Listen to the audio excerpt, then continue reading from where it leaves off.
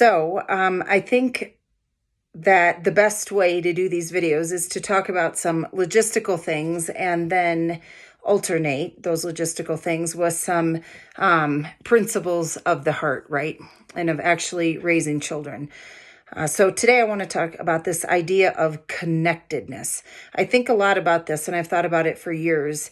And I'm grateful to finally have a word for it, but connectedness. So let me give you some examples. Connectedness is connecting, and then I will talk about each of these, but connecting obedience to reason and explanation. Then connecting reason to will and desire. Connecting children to what they see happening around them by assigning a meaning to everything. Connecting children to essential relationships in a deep and meaningful way. Connecting children far beyond those essential relationships and connecting them broadly. Connecting children to knowledge. Connecting them to grief and difficulty. Connecting children to beauty. And connecting them to the unseen and the subtle around them. So there's the list, and here are a couple things about each of these. Connecting obedience to reason and explanation. Explain everything in an age-appropriate way, of course, but talk. Don't require anything of your children that you aren't willing to lovingly explain to them until they identify with the virtue of what you're asking. If I want truly heartfelt and pretty immediate obedience, I need to talk with my children along the way about the beauty of obedience. Immediate and pretty exact obedience isn't draconian or mean. It isn't, it's totally desirable for a host of reasons to require, and it's actually kinder than allowing delayed or grudging obedience. It is unkind to expect or require obedience without being willing to put in the seemingly endless work of showing your child why they should want to obey. In other words, after you've connected obedience to reason, then you connect reason to will. That was the second thing on that list. Connect reason to will. You want them to obey, but the word obey, right, makes us a little nervous.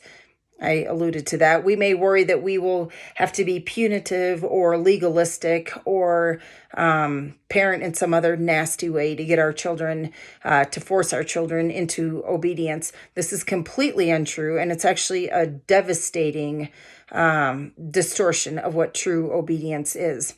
Obedience is a love for and a preference for good orderly behavior for the good of all. And obedience requires children and adults to be clear thinking and watchful and selfless.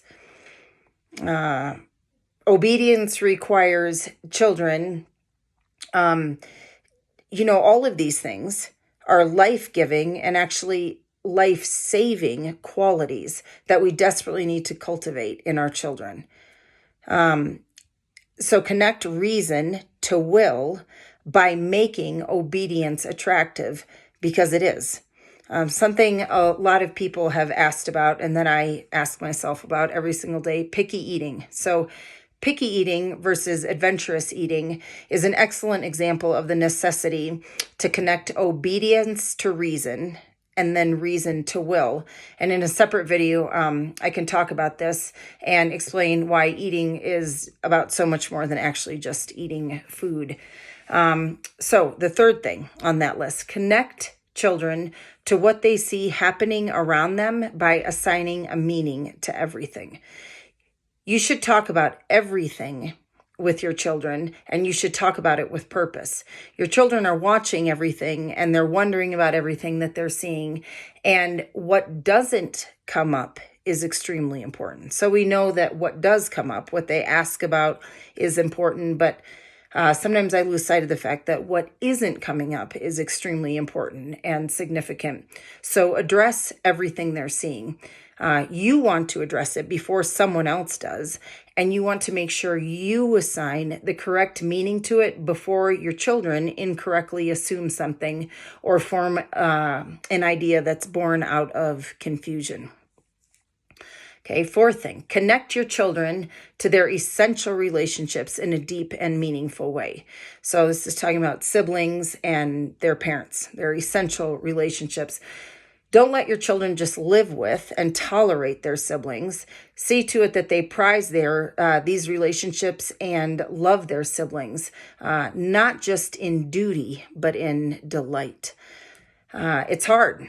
It's very, very hard, but that doesn't mean that something is wrong or that the task is impossible. If your children can love their siblings well, when their siblings are actually pretty difficult, then they will be prepared to love difficult people later on in life and now, right? Difficult people like their spouses, their employers, and their own children, right? Difficult people, God willing, will be all around us. Hopefully, we will be surrounded by people, and people are, by definition, difficult. So difficulty isn't bad. It's a wonderful opportunity to learn to be selfless and forgiving and bendable. Require your children to strive through difficult family relationships until they are better people and until their siblings are better people. Connect heartstrings. Love your children fiercely and connect them to you inseparably. Never tolerate disrespect. It severs heartstrings and it doesn't make your children look good. So, next point, connect your children far beyond these essential or required relationships and connect them broadly. Think about all of these different groups of people that you encounter, workers, public figures, their elders, and your extended family. So workers, require your children to say hi to all the people they encounter, the clerk at the grocery store, et cetera, et cetera. Require them to say hi and to mean it. Teach them to like people and to like interacting with people. I'll explain, give you an example of this in just a minute. Their elders. Until recently, my children didn't know the names of their great-grandparents and certainly not of their great-great-grandparents. And that's really sad, right? Like devastatingly sad. In American culture, we are not very good about this, right? We know about the here and now and really not much beyond it. And that is a legacy lost. And that's pretty devastating. Public figures. Where does your trash go when you put it outside? Someone came and picked that up. Who painted the lines on the street so that you have a lane to drive in? How did your pediatrician become a pediatrician, right? It took him years to be able to write that prescription that will heal your child. All of these things cultivate awareness and then gratitude. Connect your children to knowledge. Everything is fascinating, truly. Takes practice, but everything is fascinating. It takes practice to notice, right? It also takes practice to cultivate a response to fascinating things, but it takes practice to notice things and to notice why they're fascinating. Waiting rooms. You could sit in any waiting room, be it a doctor or any appointment, and you can talk about why there's a paneled ceiling rather than a stucco ceiling, and why the ceiling maybe in Costco or in Sam's Club or some other large warehouse, why the ceiling is unfinished and all the ductwork is showing and the lights are hanging. Why did they do the floor like this? Why did they choose tile? What is this? This is stained concrete. Wow, this is actually concrete that they stained rather than laid a tile floor over it. Why did they do that? Why are the lights this way? Right? A forest and its colors. Look at a forest and see how many colors you can identify.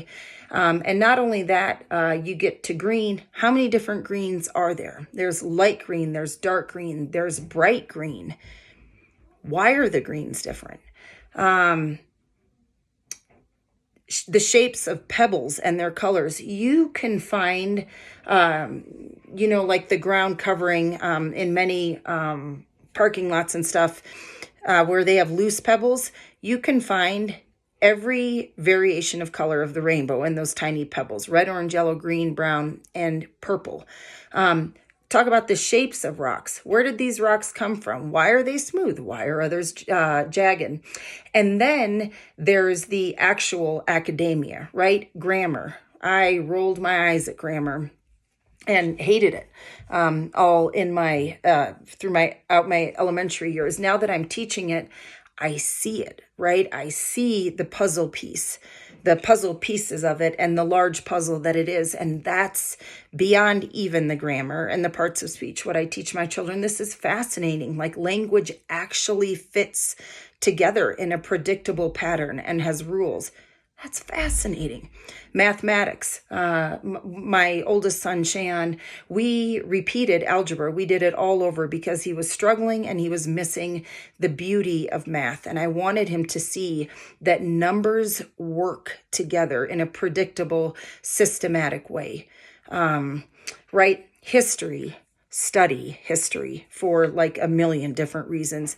But it's fascinating, and it repeats itself, and it surprises you, and it's predictable. Geography, where you are on Earth is just where you are on Earth, and you are surrounded by millions of people and hosts of places. And the bigger their world, the more appropriately small they become, and they become a citizen of the world and don't just belong to themselves.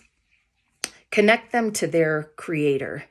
Avoid religion at all costs, and introduce them to Jesus, and make sure that they know him and that they abide deeply and meaningfully with Christ. Make sure they understand the enormity of his rescue.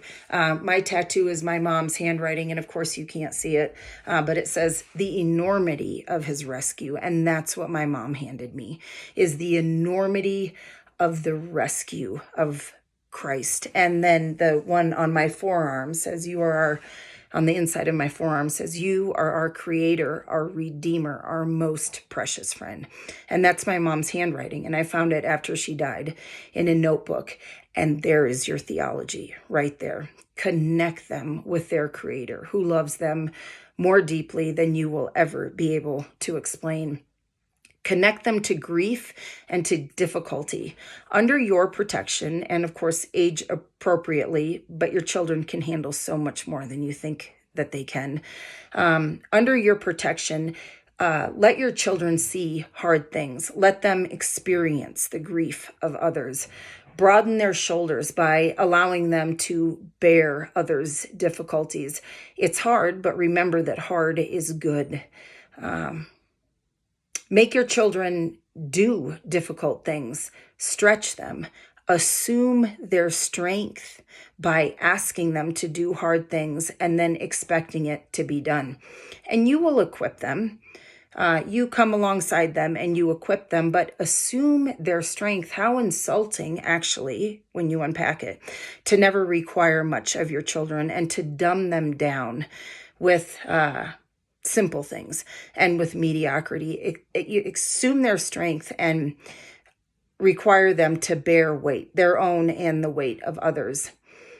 Connect them to beauty then. So if you connect them to grief, then connect them to beauty. Beauty is a balm for grief, and beauty inspires gratitude. Children and adults, so people, right, will go through a privileged life with no dang gratitude if they aren't taught how to be grateful. I will have oblivious, entitled children and then adults if I don't point out and make issue of all the kindnesses that we have been extended.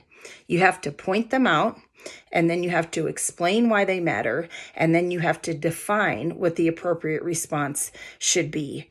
And this is crazy, right? Like, I think we all operate under the assumption, even unconsciously, that children or adults will recognize beauty and then appreciate it. And that's just simply not true. So you have to point it out, you have to explain why it matters, and then you have to aid them and bring them along in the correct response. And then, kind of to sum these all up, connect them to the unseen and the subtle. So this is related to drawing their attention to beauty and blessing. And it is also related to drawing their attention to fascination, but it's broader, right? It includes everything. And I mentioned connecting your children to people outside of their immediate sphere. And I gave the grocery store clerk as an example. What about that grocery store clerk who just rang up your groceries? Point out that he's going to go home and that he is likely going to get home at 10 o'clock because it's 7 o'clock now. When did he eat his dinner? So he either ate his dinner earlier and on what was probably a 15-minute break in the little break room of the grocery store, or he's going to get home at 10 o'clock and he's going to have to prepare his food and eat it then, and he's probably tired, right? Talk about how the days get long in the summer. It happens literally 1 or 2 minutes a day. If your older child grew almost a foot last year, which happens, that means that he grew a 1/4 inch every week. How much is that every day, right? Fascinating. Everything is fascinating. So these are examples, the grocery store clerk, of people and the days getting longer, of things and the growing of things. Connect them to all the things and all the people. So all of these different examples I have given you mean that you talk and talk and talk and talk and talk and talk. And sometimes it is exhausting, and that's okay. And then tomorrow will be a new day, and you'll be re-energized to be beastly long-winded and explain everything else that day. But talk and talk and talk, and raise children who talk and talk and talk meaningfully and purposefully, and who think deeply and broadly, and who notice, and who ask questions, and who connect ideas, and children who think about other people and think outside of themselves. And they are inherently grateful because they understand that everything comes at a cost, and that they are, in fact, extremely, extremely fortunate.